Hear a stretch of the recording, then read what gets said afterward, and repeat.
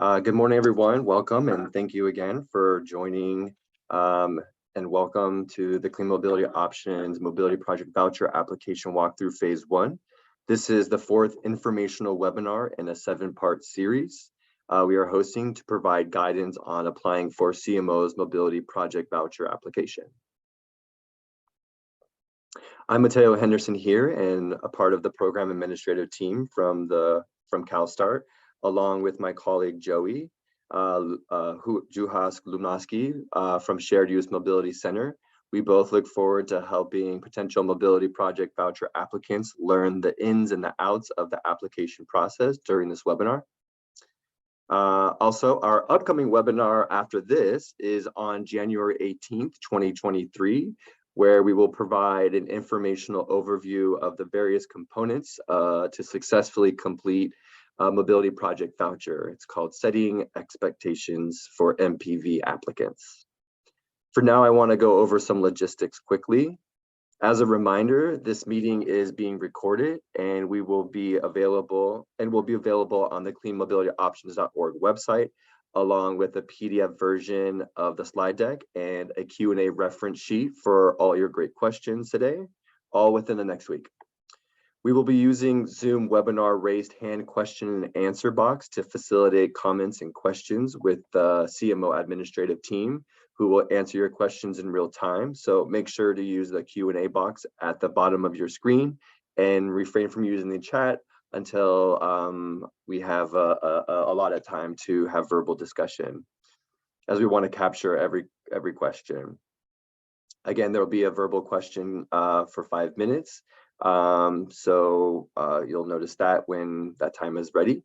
And again, thank you all for attending today's Clean Mobility Options webinar.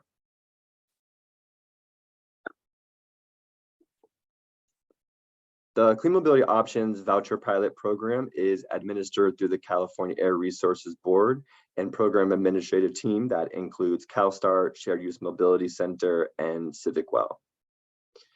Before we begin, let's take a poll to see what type of organizations are being represented here today. So we'll get that poll up right up here. So what type of organization are you representing today? Government agency, transit agency, tribal government, nonprofit, community-based organization, or other? Give a couple more minutes for that.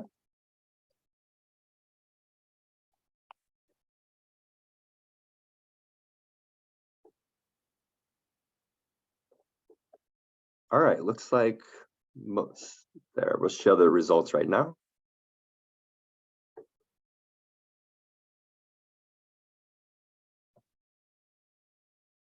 And it looks like a majority is from the government agencies and nonprofits. So thank you for attending, and we look forward to providing you with some clarification and understanding of the application, and listen to your questions and answers and really help you out with this application.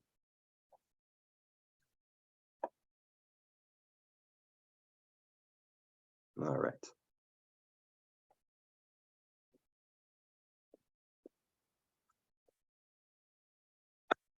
So in this webinar, we will begin with a recap of the program background, goals, and types of funding available for those who are not familiar with the CMO program. We'll then dive into a brief overview of two-phase application process, followed up with a Mobility Project Voucher Phase 1 application walkthrough, and provide guidance and insight into the development of successfully completing and submitting your Mobility Project Voucher application. Let's begin by providing an overview of the Clean Mobility Options Voucher Pilot Program. So the Clean Mobility Options Program aims to help underserved communities start their own clean mobility programs by providing financial and community building support.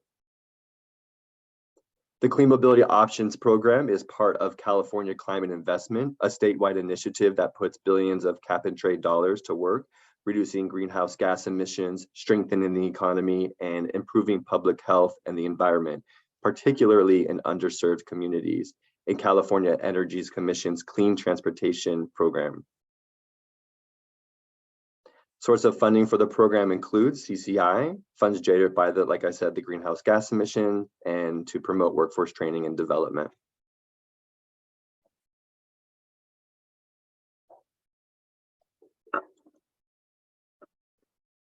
So CMO was created out of an effort to address barriers of clean transportation access for low-income and disadvantaged California communities that were identified in the Senate Bill 350 barrier study commissioned by California Energy Commissions. This program aims to improve access to clean mobility options that are safe, that are reliable, convenient, and affordable to communities throughout California. It also aims to increase mobility options for low-income and disadvantaged communities by filling gaps in existing transit services, offering first and last mile connections, and offering greater mobility options in areas underserved by transit, and offering greater flexibility in location, time, and direction of trips where there is limited or no access to transit. The program aims to reduce greenhouse gases and pollutants and improve air quality. The program aims to expand zero-emission vehicle equity and access without the high cost of ownership. And CMO aims to provide local solutions to serve community needs and inform projects throughout the state, while also advancing workforce development in the clean transportation sector.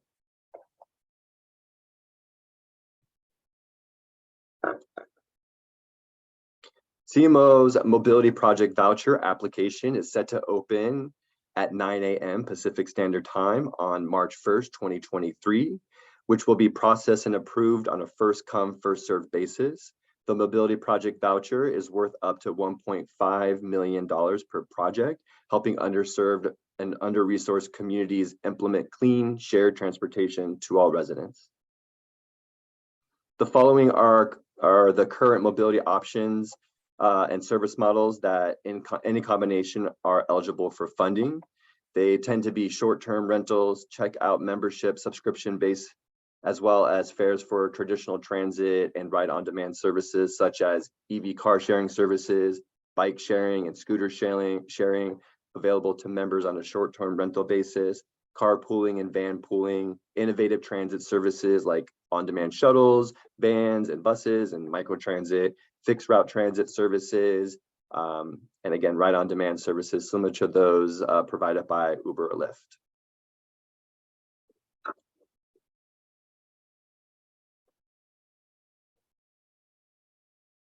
So let's talk what $34 million of CMO funding supports for two voucher types. First, CMO's Community Transportation Needs Assessment is in the process of reviewing applications and awarding window to applicants a total of $1 million of voucher funds with a maximum of $100,000 available for each needs assessment voucher for 12 months. Of the $1 million, $200,000 is set aside specifically for California Native American tribes.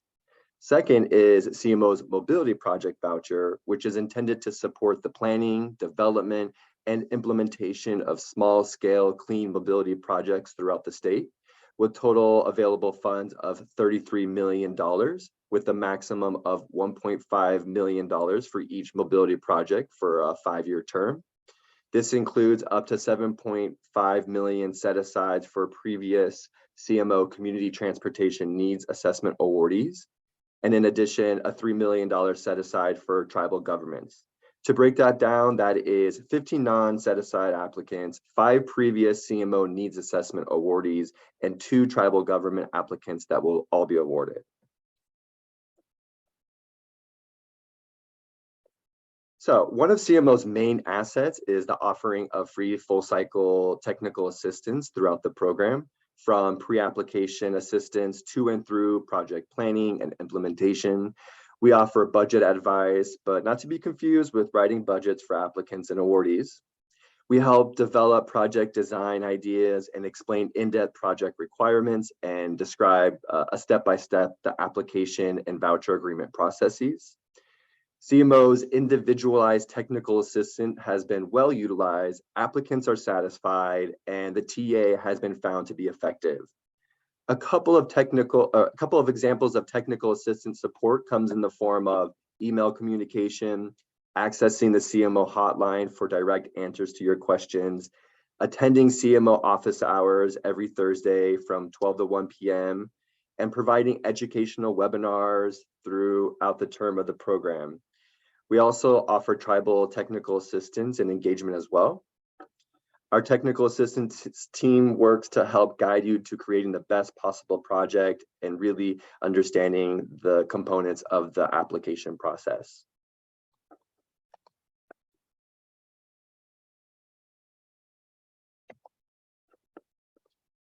Here are the direct links to all the technical assistant resources available. So please feel free to reach out to us at any point. I definitely highly encourage utilizing these resources as we have a dynamic team that can provide great assistance to you all in developing your application.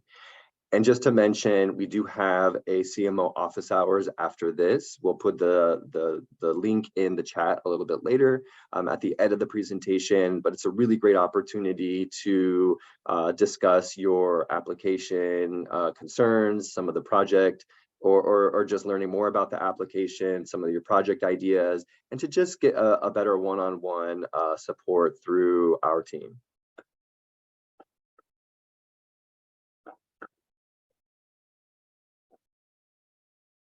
Okay, now that we have talked through the CMO program overview, let's further discuss how the mobility projects are implemented. So CMO's mobility project vouchers are intended to support the planning, the development, and the implementation of clean mobility option projects with funding available for a variety of eligible project activities. The main requirement for receiving a mobility project voucher is that you must develop a proposed project based on a community transportation needs assessment and plan and run service for up to 5 years. I'll discuss a little bit further what community transportation needs assessment a little bit later, but for now, just wanted to highlight that. So CMO is designed to meet the mobility needs that directly benefits California's underserved communities and residents identified in the project area, which is what we're looking at right now. This is defined as a geographical area where the users live, where the services will operate, and where infrastructure is to be installed. To qualify, the project area served must fall into one of 3 of these eligible project areas. It is an SB 535 disadvantaged community located in Cali EPA Cal EnviroScreen 4.0. This screening tool lists census tracts that are disproportionately burdened and vulnerable to multiple sources of pollution. It can be located in an AB 1550 low income community. It could be a tribal land only when within SB 535 disadvantaged communities or AB 1550s are low income communities. To note, non-federal tribes may still be eligible if they're in AB 1550 low income communities and or DACs. To help you navigate eligible project areas, we have provided on the CMO website in here, highlighted in the blue on the lower left-hand side, the link to the interactive map that will help you learn more about project eligibility in your region.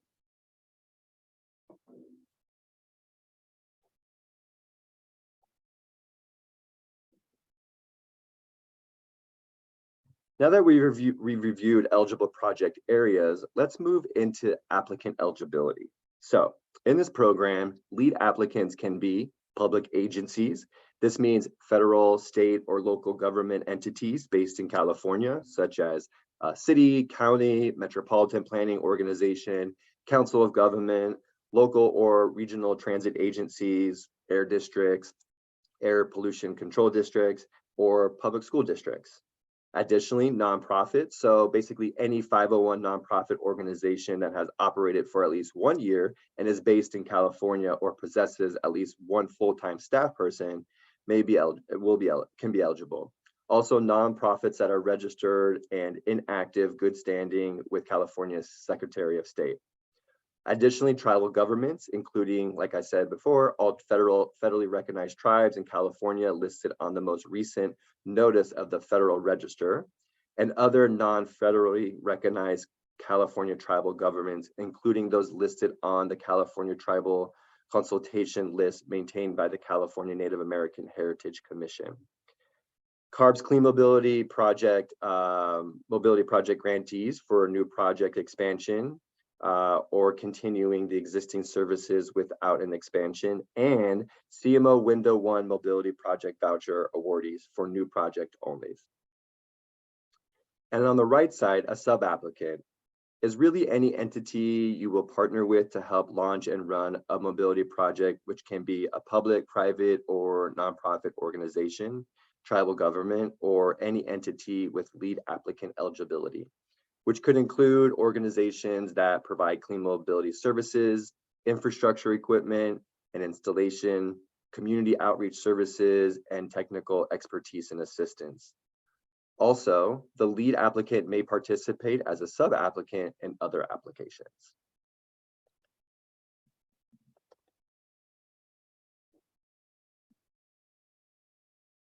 So earlier I mentioned that a transportation needs assessment is required to apply for a mobility project voucher. So I wanted to provide further clarity on what this means. First, applicants do not need to have completed a specific clean mobility options community transportation needs assessment. And in fact, if the applicant has completed a transportation needs assessment within the last 4 years, that meets the requirements listed below that I'll go over a little bit shortly. Then please know that your application will be accepted and reviewed for further eligibility. Second, a needs assessment is intended to support communities in identifying their transportation gaps and preferred solutions. The project also must be one of the eligible service models, and applicants must demonstrate that the proposed project is responsive to transportation needs and preferences of the community, and that the transportation solutions were identified through meaningful and broad-based engagement. The community transportation needs assessment included with the mobility project voucher application must include 1, transportation access data analysis. That includes at least 1 community survey and identifies at least 3 different community transportation accessibility indicators, such as EPA Walkability Index. Second, community engagement with a minimum of 2 engagement activities. And third, a final summary report. Additionally, we have available on the CMO webinar or CMO website is a resource tab identified as Needs Assessment Implementation Toolkit. It's a really great toolkit that helps develop a needs assessment, so please check it out. And if you have any questions on where to locate it or you have additional resources, please let us know and we'll work with you on figuring that out. Now that you have a better understanding of eligible applicants and project area, let's further discuss the phase 2 application process. The Mobility Project Voucher application is a 2-phase application process on a first-come, first-served basis, meaning applications are reviewed, evaluated, and awarded in the order they are received until funds are exhausted. If the number of applications submitted on the first day exceeds the funding amount, it will then trigger a randomization process. This non-competitive application process is intended to lower the barriers for clean mobility funding in underserved communities. Phase 1 is open for all applicants and consists of basic eligibility that includes project, team profile, a short project narrative, a community transportation needs assessment completed within 4 years, your project area profile, and total requested voucher amounts and additional supporting documents. And phase 2 is for eligible applicants who have been notified to continue to phase 2 application submittal and complete the final application, which includes a detailed project narrative and details of your project team profile, a project milestone schedule, a community outreach plan, community resource contributions, a budget worksheet, a financial sustainability plan, and lastly, any additional supporting documents. So here's the timeline of the Mobility Project Voucher application process that includes phase 1, phase 2, and voucher execution. As we all know, and the Mobility Project Voucher phase 1 application opens on March 1st, 2023, starting at 9 a.m. Pacific Standard Time and will close on April 5th, 2023 at 11:59 p.m. Pacific Standard Time. If oversubscribed, as I mentioned earlier, on day one, which is by 11:59 p.m., a randomization process will occur on March 17th, 2023. And applications will be reviewed in the new randomized order, followed by time-stamped application received after the first day. Let me describe a little bit more. During the submission time frame, applications are reviewed for completeness. Our technical assistance team will help ensure that you've submitted a complete application that is eligible for our review. Applications may be revised and resubmitted within the same submission window. However, your initial recorded timestamp will no longer be valid. The CMO program has included a grace period for eligible applicants. So during this time, application evaluation occurs after the submission period closes, with the opportunity to provide minor clarifications such as clerical errors, miscalculations, any type of administration requests that we have without losing your timestamp. However, applicants must submit their clarification documents or modified application within 5 calendar days of the receipt of their clarification notice. A couple more things is after the evaluation process has been completed for eligible applicants and the grace period has ended, the program administrative team will send a notice to proceed to phase 2 eligible applicants.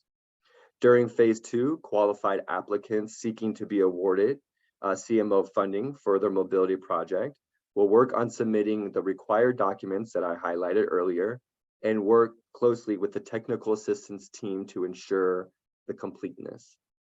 Once that happens, a notice of proposed award will be sent out, and that's where the voucher agreement execution begins. So I'm going to break it down a little bit. Here's a better understanding. So phase 1 timeline includes the application development, which is where we are now. And as a friendly reminder, this is the time to really utilize our technical assistance team to help you through your application development. So then on March 1st, 2023, the Mobility Project Voucher application window will open, followed by application review and randomization of the application if oversubscribed.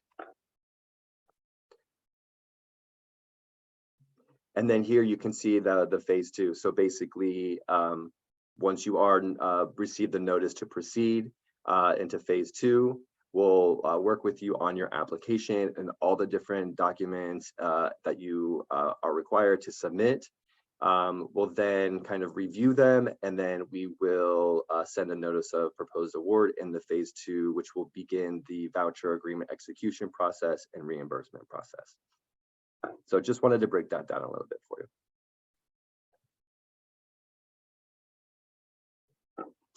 So 2 really great resources for you all to use are the application guide that provides instructions and links to key sections in the implementation manual, which is also a very useful tool. My tip is to have the implementation manual next to you in addition to the application guide while you're applying. And if you have any questions, always look at the implementation manual, press Control F for find on your computer, and search for key terms you are needing clarification on. It's very, very helpful. But the application guide is very, very helpful. It's on our website, it's under resources, and it will very much help you with the step-by-step process on how to locate any clarifications that you need in the implementation manual, as well as complete descriptions of what is needed.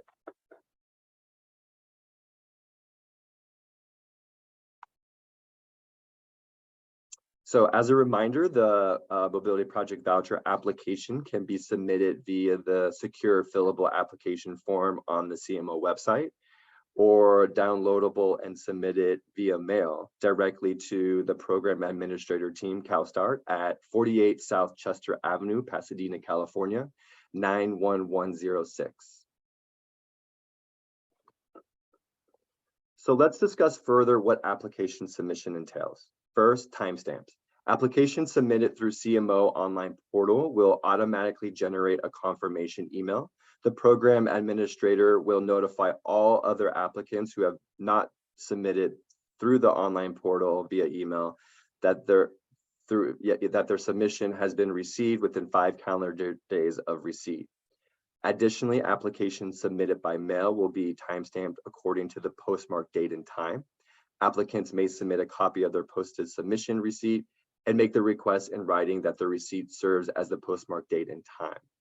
No early submission, so applications received before 9 a.m. On December 1st March 1st will not be accepted. Luckily, we have included a submission button, so the submission button will not open up until March 1st, 2023. No incomplete submissions, so submitted applications must be completed with all required documents to be evaluated. Also, applications that do not meet minimal eligibility criteria will be rejected. Rejected applications may be revised and resubmitted, like I had mentioned before. However, their initial recorded timestamp will no longer be valid. Just kind of repeating a little bit of that information.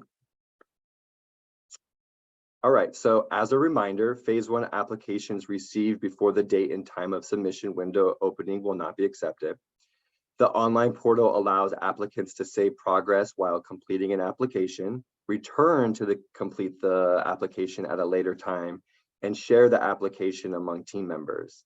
Applicants will need to manually submit applications on the date and time announced. The submit function will enable once the application window opens, which I just referenced a little bit earlier. So with that, we'll stop here. We'll spend about 5 minutes with some question and answers that we have the entire program administrative team here to help provide any question and answer any questions that you have.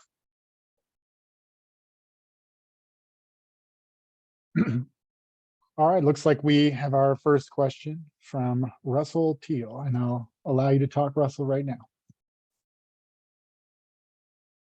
You'll just need to unmute yourself. Hi, how many applications for different geographic areas can a qualified applicant submit? It's a good question, Russell. So Mateo, I can take that if you're okay with that. Sure. So qualified lead applicants may only submit 1 application for the Mobility Project Voucher during each application window, except when the project area is in a completely unincorporated community where no city government represents the project area. In that instance, an eligible lead applicant may submit up to 3 applications only when all of them are entirely in an unincorporated county jurisdictions.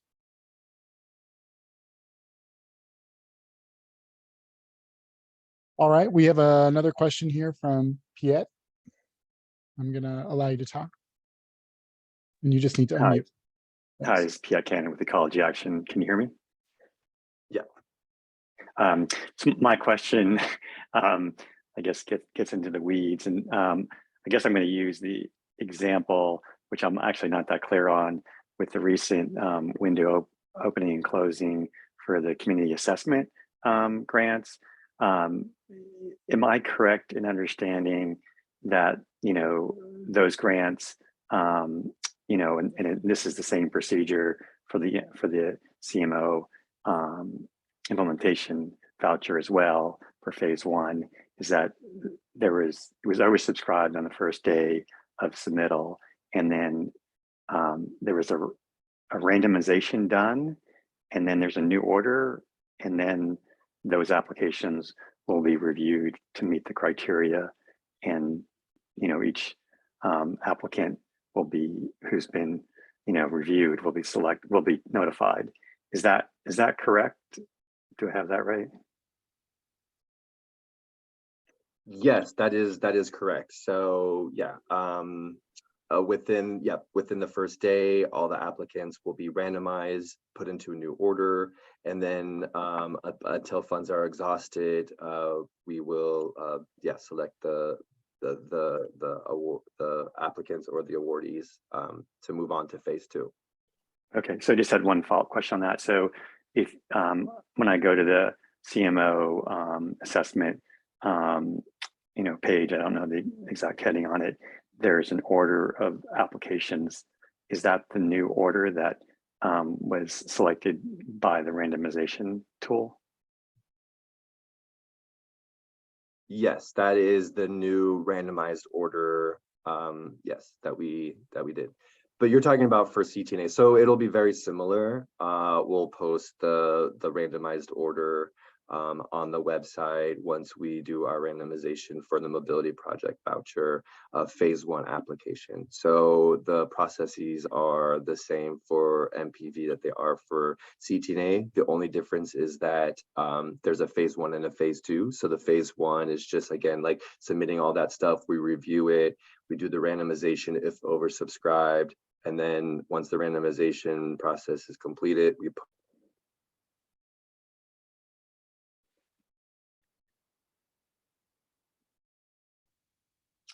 Hello, can you hear me? Okay, it looks like Matteo may have frozen just for a second. Yeah, did you feel like you got an answer there?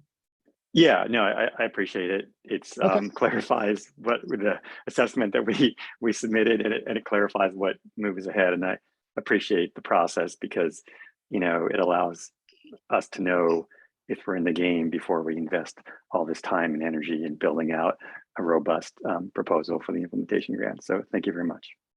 Absolutely, yeah. And we'll get into the application here, next, and ideally it is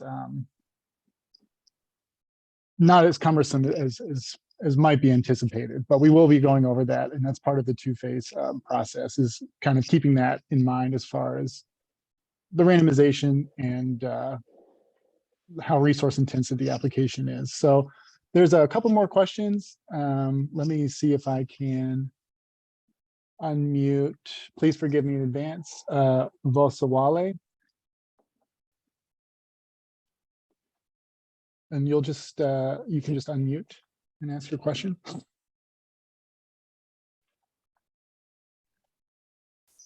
Hello, this is Angelina. Can you hear me? Hi, Angela. Yes, absolutely. Angelina with Aura Planning. I have 2 questions. First, about randomization. I am wondering if the region that applies for the funding affects the randomization. Do you have a minimum number of applicants for each region, like Northern California, Central California? Do you consider that as a criteria for randomization or not? Great question. No, so it's not, region is not a consideration. There's not like a regional, minimums that we're looking to hit here. Certainly, we would like to see a geographic spread, but that's not factored into the randomization. Thank you. My second question, for those who have received needs assessment award, and now they are applying for the implementation grant, is there room for some modification, extension of what we proposed during the needs assessment? Or it should be exactly the same? Oh, that's a great question. I would say that, if you're taking another look at your needs assessment that you did 2 years ago, and you're saying, actually, there's some other things that might help meet the needs outlined within the needs assessment for this community, for residents, and we want to make some adjustments, I think that's totally feasible. I mean, if it's different than the sort of final proposed project that you included in your needs assessment, if you can show that whatever you are submitting does meet needs stated in the needs assessment, then you should be good to go. Okay, great. Thank you so much. You're welcome. Great. Okay, let's take one more question here while we have some time, and that will be Jenny Mulholland Bears. Hi, thanks so much. So I have 2 quick questions. One is, do you have a sense of how much time there is in phase 2? So from the time that we would be informed the notice of proposed award at the start of phase 2, and then when phase 2 application submissions would be due, or when that window would open?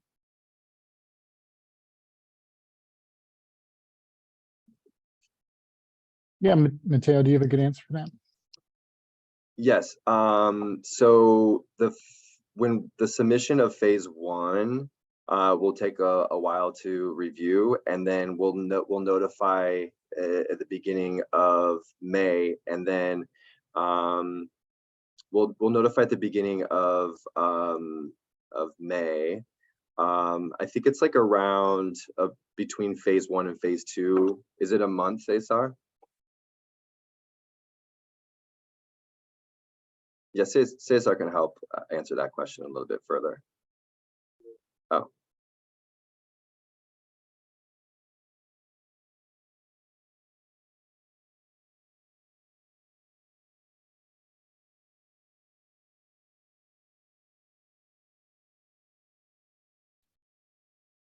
Cesar, you should be able to unmute if you're there, but Okay, hello. Can you hear me now? yes.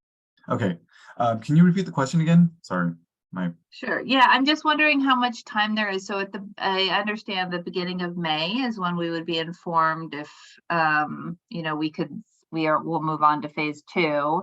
And then how much time will we have when would the phase two application window open, or how much time will we have to complete the phase two application? yeah, so the in-between phases between phase one and phase two, we're looking at early March for phase one of the application, and we're providing up to 3 months between phase one and phase two. So those who will be moving on to phase two part of the application, there should be, you know, a considered time frame within that time frame. So will we have 3 months to work on it? Or it sounds like, so say phase one, it sounds like is being submitted March 1st, right? And then we'll be informed, but it won't be 2 months. It'll be 2 months until we find out if we're moving on to phase two or not. No. The people that will be notified that are moving forward based on eligibility will know before that. So you'll have up to 2 to 3 months where we're going to have our technical assistance team working with the awardees that are moving to phase two. So there will be support in developing your application submitting your application for the second part. Right, I'm just trying to get clear on exactly how much time there is. So on this, it's on the screen here. It says that in mid-May is when we'd find out whether or not we're proceeding to phase two.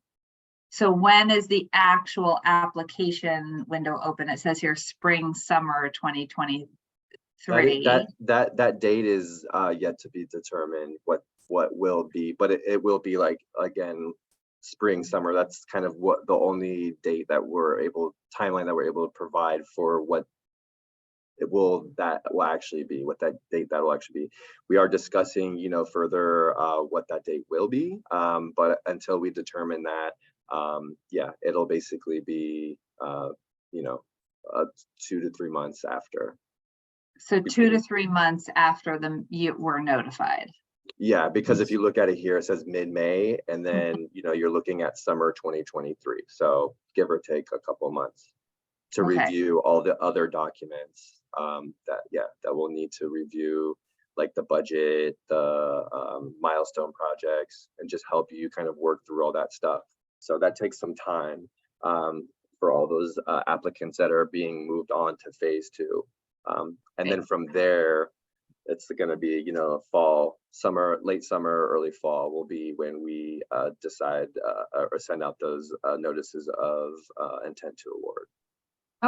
Okay, so we'll have about 2 or 3 months. If we move on to phase two, we'll have about 2 or 3 months to work on the application. Yeah, and unfortunately, we just don't have that date right now. So, but we'll make sure that, you know, we'll put it on our website. We'll send some e-blast out of that specific date. So it'll definitely be communicated. But yes, it's good to know now, like, what that date will be.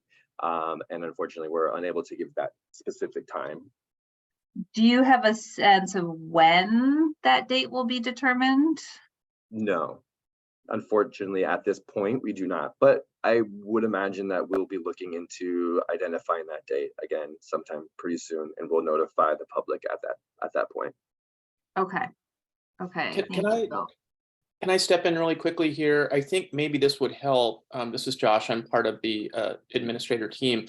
The window will remain open. There won't be a due date necessarily, but the window will be open for a period of time as people are getting them in. So maybe that helps a little bit. Is that correct, Mateo and Cesar? Yes, and So- I'm going to say this, yeah, and so just to just keep in mind is that we're the people that have made it through the threshold from phase 1 and into phase 2, like we're going to be working specifically with those awardees to make sure that it's complete. So it, you know, the time frame it will vary depending on who's able to submit the second part of that application within, you know, a particular time frame. So it will be also kind of focused on, you know, the capacity of the awardee and all that good stuff. Okay, great. Thank you. Yeah, and I'd just like to put in a plug that the sooner we know that, the better. You know, a lot of us are doing strategic planning far out past into the summer and the fall, and just to sort of block that time off that it would require would be super helpful. And then I have one other quick question. Oh yeah, you mentioned a webinar in January. What is the topic of that webinar?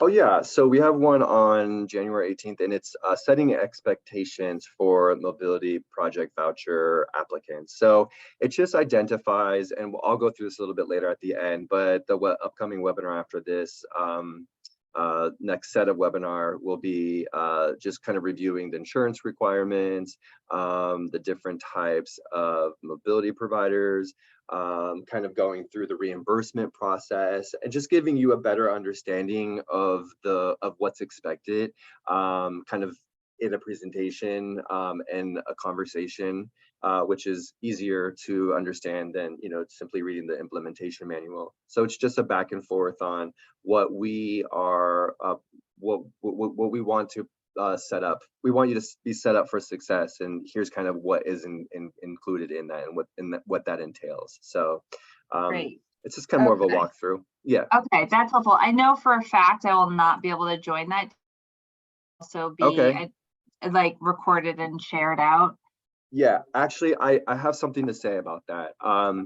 One thing that I do want to stress is that, you know, these webinars are not, they do not determine eligibility. They are informational webinars. We obviously have various forms of resources, and we post these on our website, as I mentioned earlier as well.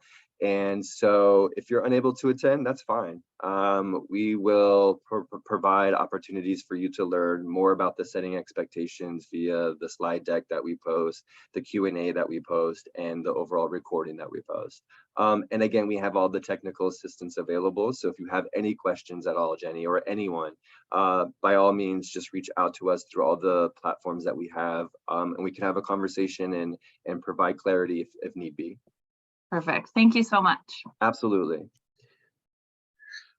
Great, lovely. Thank you all for those questions. I know I see a couple more hands, but we're going to, I'm going to answer one question live, and then in the interest of time, we're going to jump into the application walkthrough. So just one question from Linda Rada. If our agency completed a needs assessment previously, may a local nonprofit use that needs assessment to apply for the implementation funding for the set aside? So that's one question. The answer is yes.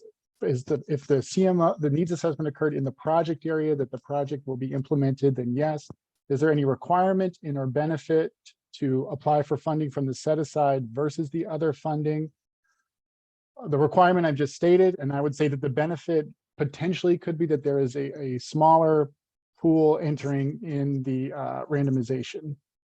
So I hope that answers that. And then we are launching another poll. So just want to see how your application is processing. So take a minute and answer that.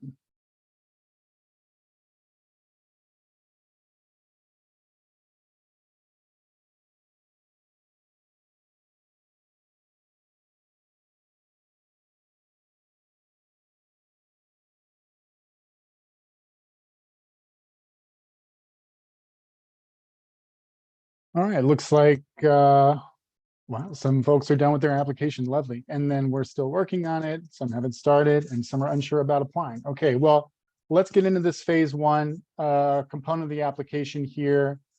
Maybe this will be encouraging for some of you that selected D and you're still unsure about applying. Again, you know, the idea is that this is not so resource intensive and heavy as to scare anyone away, and the prospect of implementing, you know, a great shared clean mobility project in your community is something that is exciting to you. So again, my name is Joey Uhas-Lekumsky, and I'm going to walk through the application with you now. Phase one of the application comprises 6 opponents, which were listed there. And we're going to be going over each one of those individually right now. Okay, so first things first.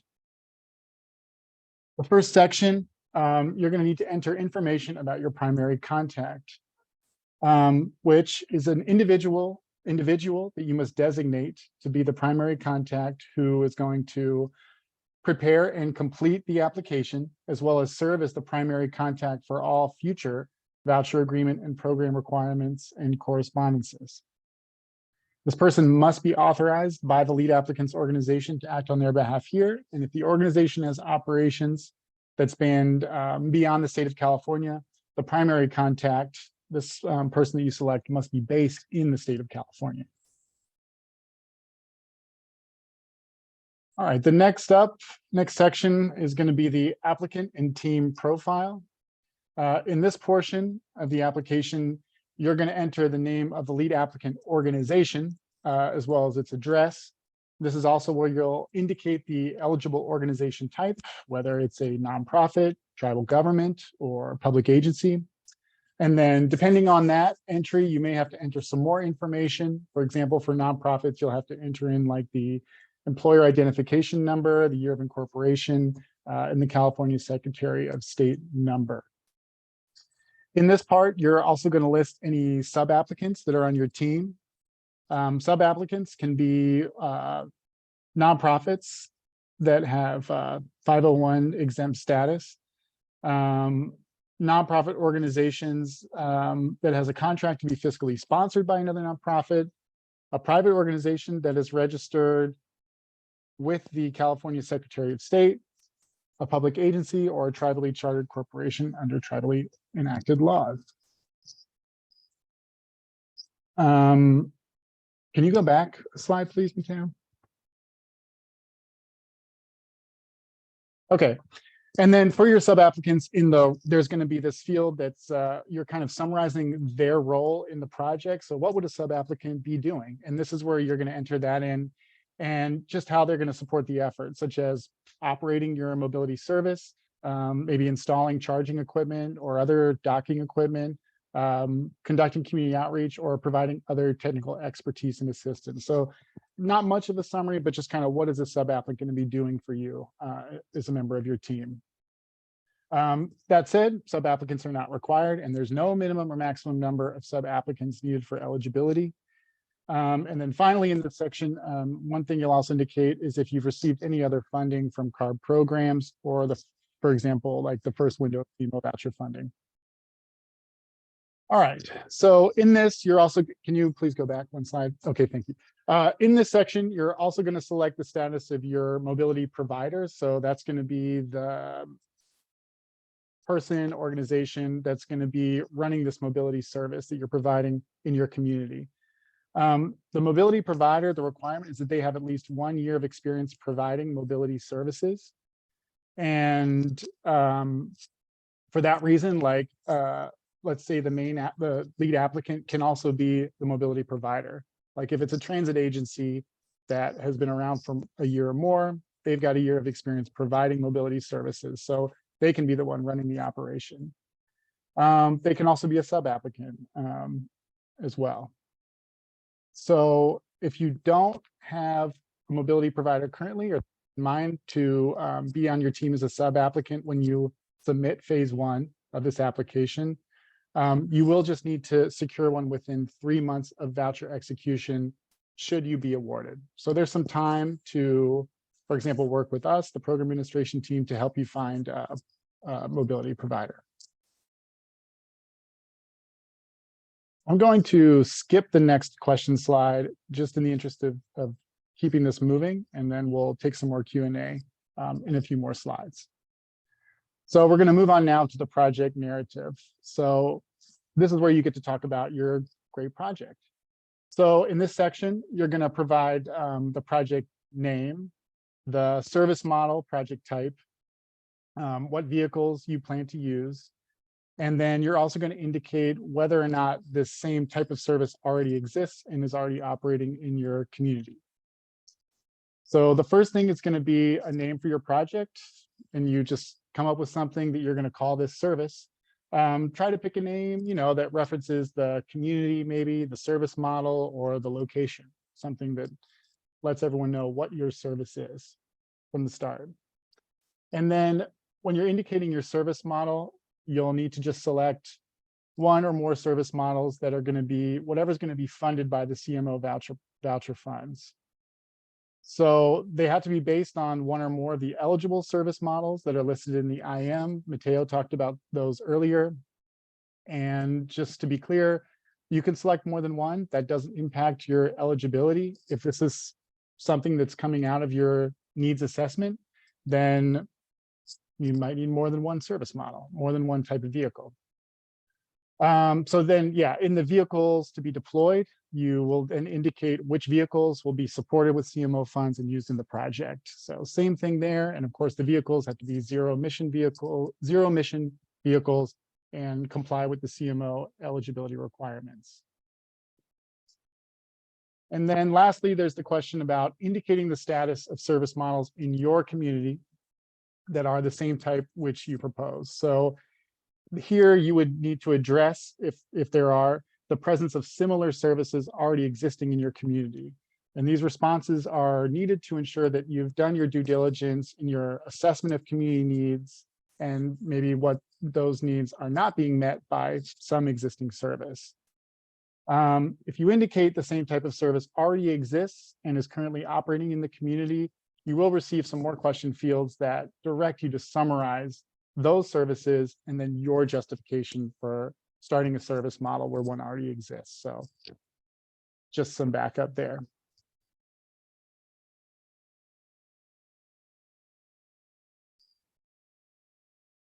And then, yeah, you heard me talking about project names. Here's a picture of a couple of the projects that have come out of Window 1, awesome projects. The Chula Vista Community Shuttle, it's a great name. And then the Good to Go Bikes, which was launched in Rancho San Pedro.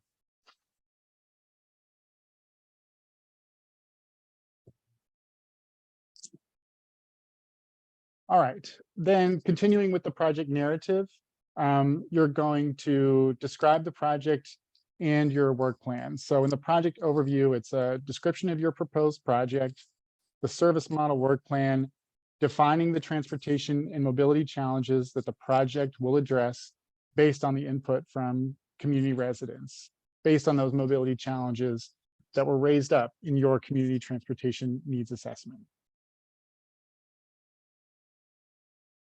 And the things that we want you to include here.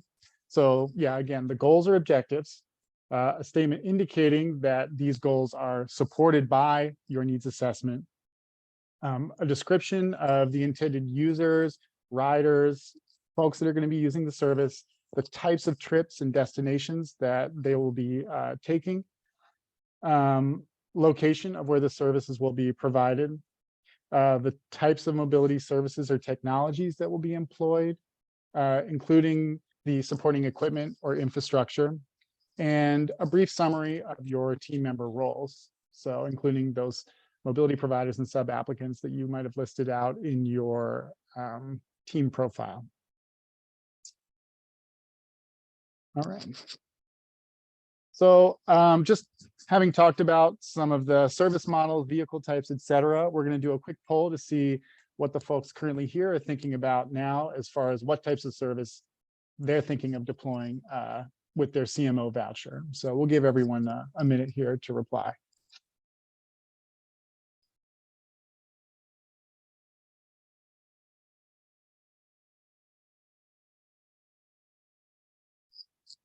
Okay, all right, seeing some innovative transit, bike share, ride on demand, scooters, nice. And van pooling. All right. Taking a look here, I see bike shares out in front, nice. About 16 respondents for that. Car sharing, innovative transit as well. Van pools, scooters, ride on demand. Okay, so a nice spread. Everyone's thinking of at least one of these. So that's great.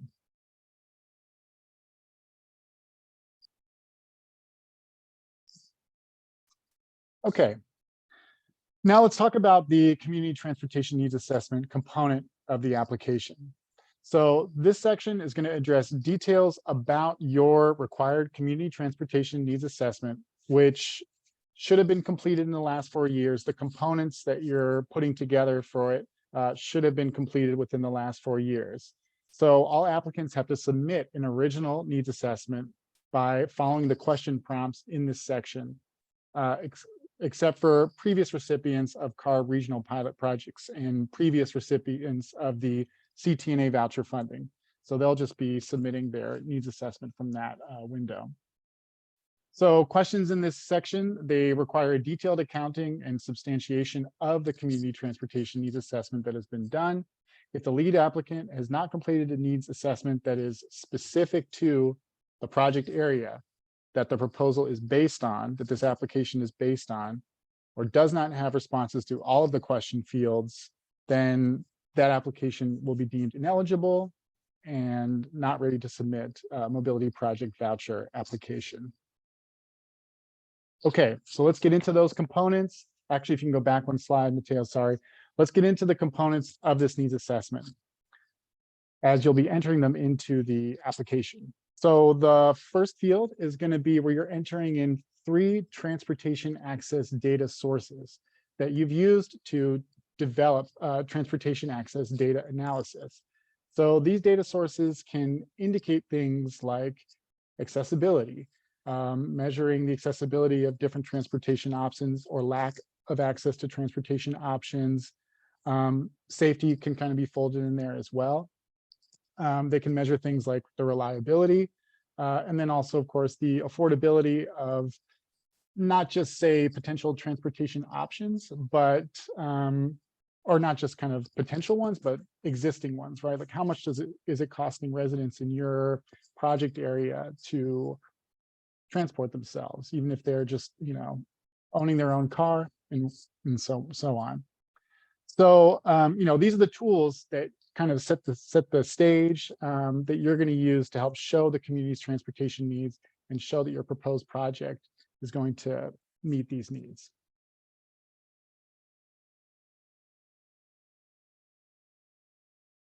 So just a few example data sources here. We've got the, you know, there's the walkability index online. You can use some origin destination data.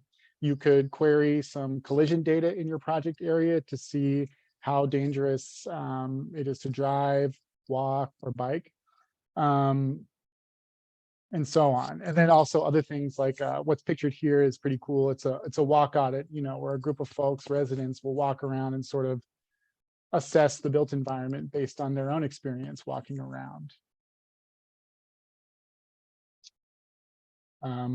Okay. The next is going to be a resident survey. So in this component, you're going to describe the required survey. So as the application, you're going to describe the survey of residents, and you're going to submit a copy of the like a blank copy of the survey that you administered as well. So complete this field by describing the required survey completed, again, in the last 4 years of project area residents. Include who was surveyed, what was included in the survey, and where and when it was implemented, what sort of distribution methods were used, and then the number and nature of respondents. So surveys of residents regarding existing traveling behavior are required. And these may be administered through, you know, in-person interviews, paper, or online questionnaires, but options have to be provided or must have been provided for residents that do not have internet access or some means of perhaps taking this, your survey online at home. So this survey is required in addition. We'll get into the community engagement events next, but just note that this survey will not count as, in distribution thereof, don't really count as the community engagement activities that we'll talk about. So yeah, let's get into that. After, I just wanted to highlight a couple of great resources that are available on the Clean Mobility Options website. So if you're still putting your needs assessment together, we have a data collection guide and a data collection appendix. So the appendix is going to have a whole swath of some of data sources that you can use that would qualify for this transportation access data analysis for those 3 sources. And there's a little guide that we have put together as well, sort of like, okay, you're using these tools, but how are they helping kind of inform the design of your project or the implementation of your project? Also available on there is going to be a survey guide, which within that are going to be some sample surveys with a lot of great example questions that if you're still looking to do this before you submit your application and conduct a survey, you can sort of, you can take questions out of there and put together your own survey. Okay, so next up, the next requirement is that you describe 2 community engagement activities that have been completed in the last 4 years that engage project residents in the project area you aim to serve. So in these 2 descriptions, please include, who was targeted to be involved, what were the goals and methods of the engagement, where and when it took place, and the number of actual participants and any notable demographics thereof. Did the attendees reflect and represent the folks that you wanted to reach out to? And then additional engagement events are also optional, so beyond 2, and that's great if you're doing a lot more of that. So please include them if they are relevant to your needs assessment and proposed project. Great.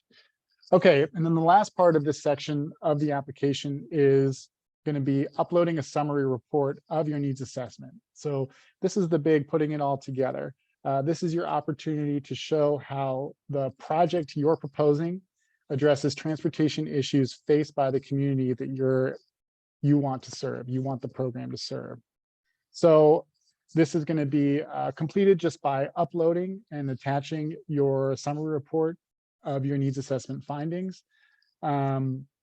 We just wanted to include, summarize the outcomes of the needs assessment. How do all these things sort of interact? The transportation data access sources, the survey, the community engagement. How does that all kind of bubble up to this proposed project that you're submitting?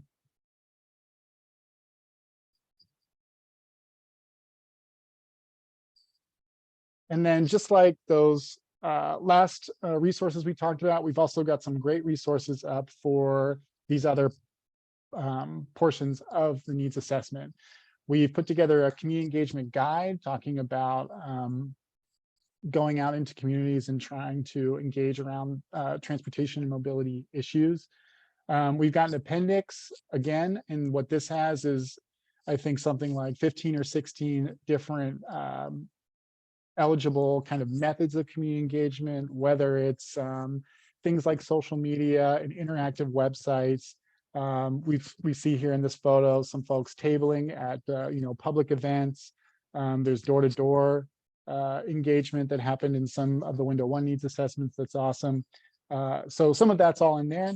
Then we also have a guide for writing your summary report. And then there are also some sample summary reports from our window 1 CTNA voucher awardees that you can sort of look at, scan, and I think those would be really useful if you're still putting that together. So that's basically it for the needs assessment portion. Now is when I'll pause to take some questions on anything that has to do with the application that we've talked about to this point. And again, you are free to use the raise hand tool, and we can just get started.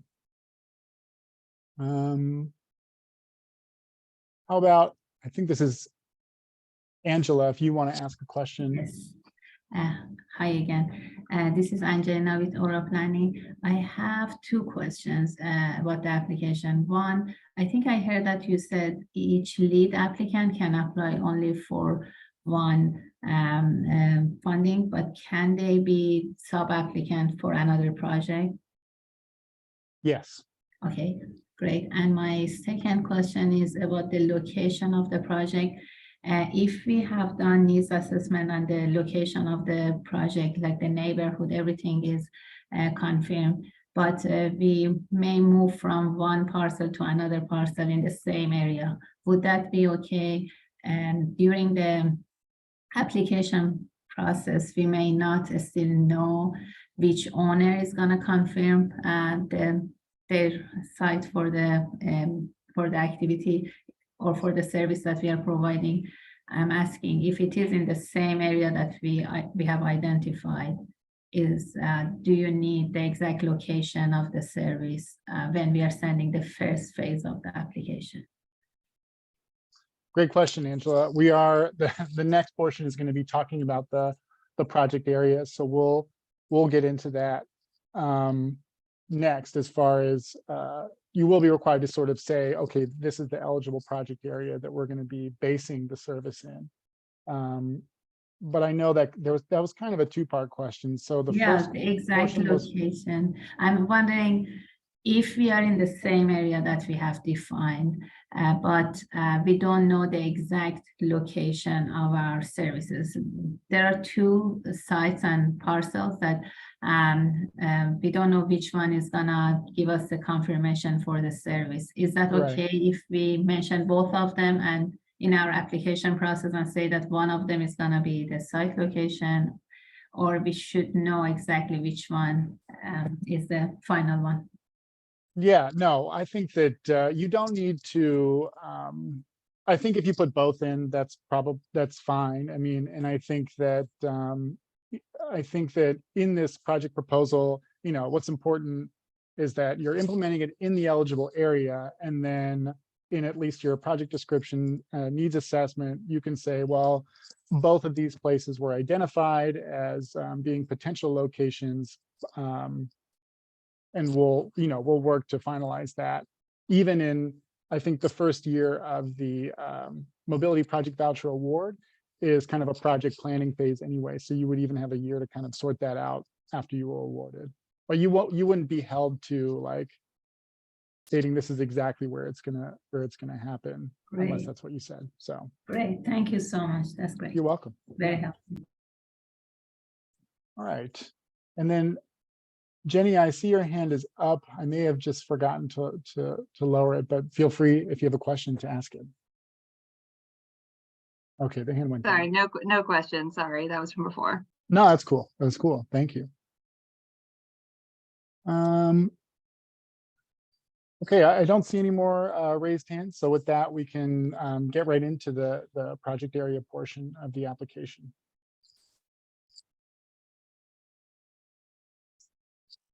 Okay, so Mateo's already done a great job of presenting what those eligible project areas are going to be. So in the application, this is the section where you're going to submit it's the information about your project area.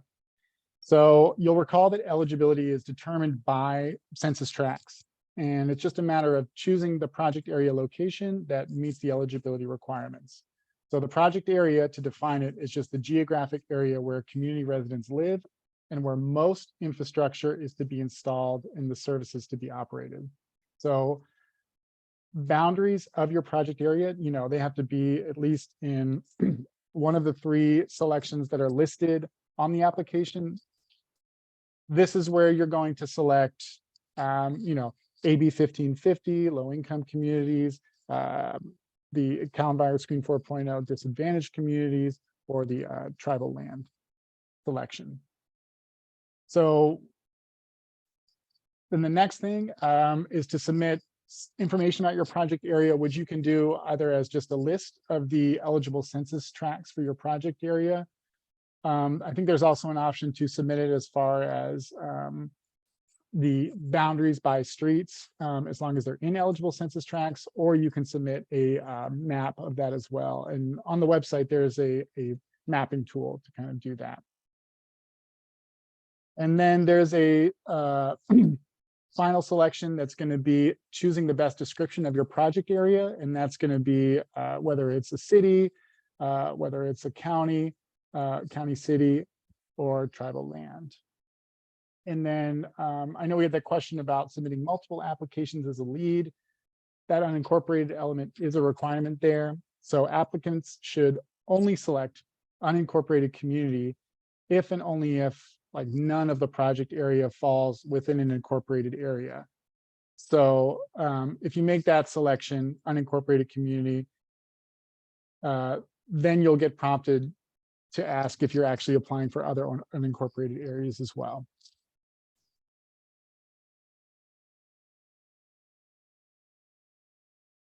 And then our next section is just going to be the attestation and signature. So this is where you're signing your application, your main contact. This section forms an agreement with the primary contact on behalf of the lead applicant, acknowledges, and the lead applicant, excuse me, acknowledges and will comply with critical program and application rules and procedures. And, you know, we always think it's a great idea to ensure that the whole project team has had a chance to review all the requirements in the implementation manual, especially the ones that are applicable to them, and then maybe has a chance to give that application a look too and make sure everything in there is good to go. And yeah, so submitting that signature through the online form is really, really simple. Next. Okay, forthcoming, this is another great resource that's on the way. Is going to be a sample application. Basically, this is going to be a sample, completely filled out application for you all to sort of look at and reference and maybe check against your own application for completion. And I remember this being really helpful when I applied for this actually like a few years ago. So that will be coming out very soon. And that's it. That's the application for phase one. So were there any questions related to that last little bit of the application? Again, feel free to use the raise hand tool.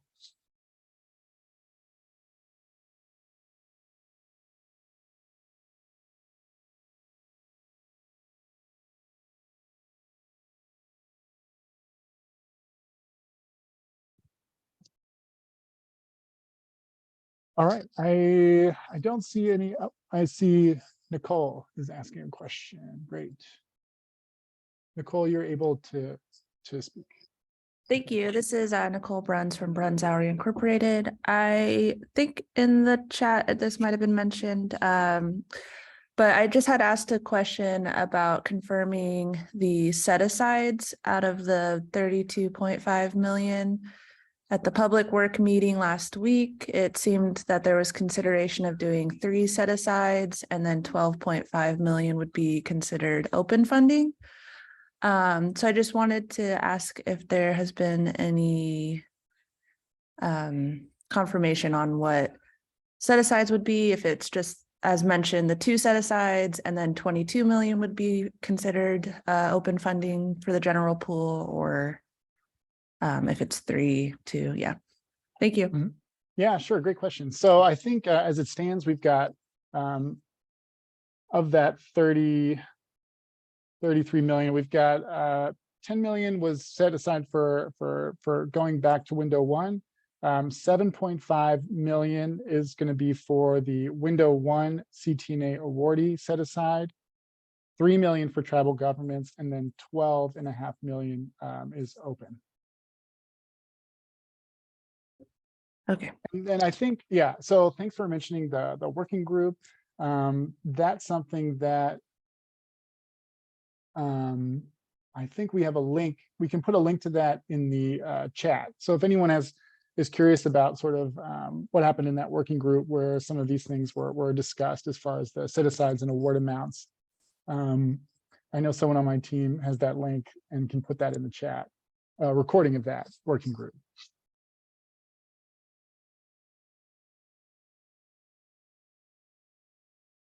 And let's see, let's hear from Wesley. Thank you. Yeah, I just had a quick question on the sample or the sample application you mentioned being able to share coming out shortly. Do you have a sense for when that might be? Are you thinking like early January or sooner? I would say early January at the latest. Excuse me. Is that coming through on your end? Okay. Okay, great. Thanks. Sure. Yeah.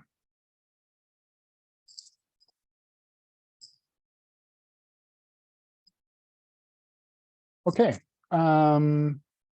Great. I see now that link for the public work group meeting is now in the chat. So check that out if you can. All right. Well, with that, I will. I see no more hands raised, and I will pass it back to Mateo.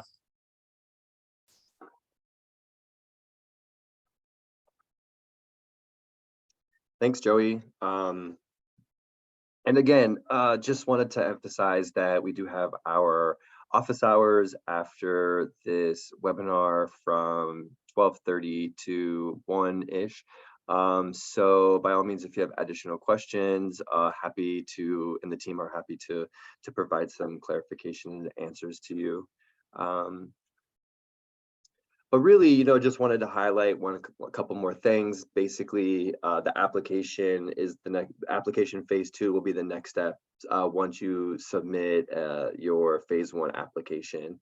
And again, it's all based off of those applicants who will receive notice of advancement to proceed to phase 2. Applicants will submit the phase 2 requirements listed here, the narrative, the milestone, the outreach plan, the resource contribution worksheet, budget worksheets, sustainability plan for financing, and then additional supporting documents. And then from there, the applicants will receive a notice of intent to award. Here on the right-hand side, you can kind of see the layout of it and the timeline of it, which we have described over and over through this presentation. But I just wanted to highlight that, this is kind of the next step once you submit your application, once you've been once awardees applicants have been notified, that this is really the next step. And again, CalSTAR, the Civic Well, and the Shared Use Mobility Center program team members will, provide technical assistance to you as much as you need. Again, it's through the website, it's through the forms, it's through the hotline, again, the Zoom. This is a really valuable resource that is very one-on-one focused as well. Additionally, I will like to highlight that we do have information sessions as well. So if you and your stakeholders or community-based organizations or any state agencies in your region want to get together to kind of learn more about how to partner together through being a lead applicant and a sub-applicant and a mobility provider and building that team, by all means, let us know. We can schedule an information session with your region, either through Zoom, or if preferred, we can head out to your location and provide in-person forum that will provide great answers and clarifications to your questions and concerns. That said, we do have a couple more webinars that I mentioned earlier. We have one for tomorrow, similar to this, for tribal governments. We do have the setting CMO applicant expectations for mobility project vouchers on January 18th from 11 a.m. to around 12 p.m. After that will be networking with the CMO mobility provider, kind of like mobility provider roundtable on January 25th, 2023, from 11 a.m. to 12:30-ish p.m. Pacific Standard Time. And then after that, we will provide webinars for the phase 2 walkthrough, similar to what we did today, but identifying all of those required documents and talking through them a little bit more in depth on February 8th, 2023 from 11 a.m. to 12:50 or 12 p.m. Pacific Standard Time, and then again the next day for tribal governments on February 9th.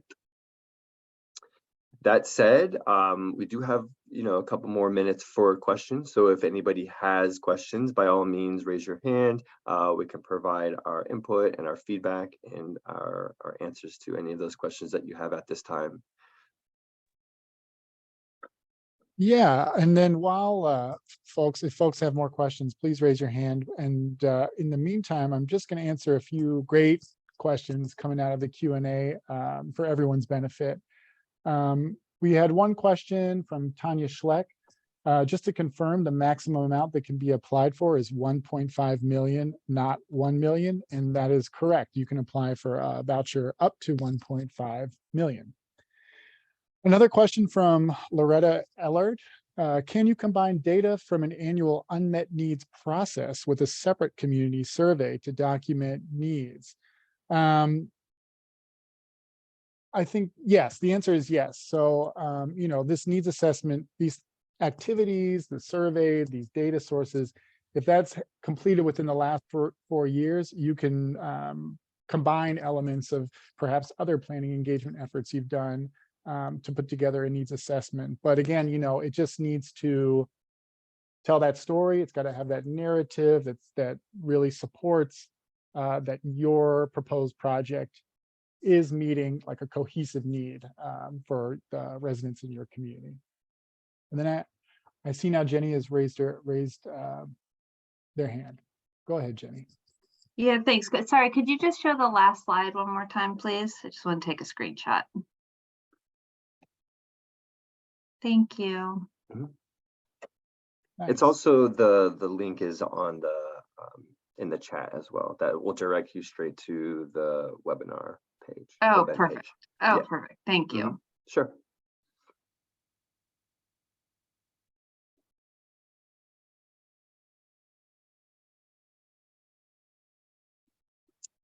All right. Do we have any more questions? I don't see any hands up. Okay. I'll give it a couple more seconds.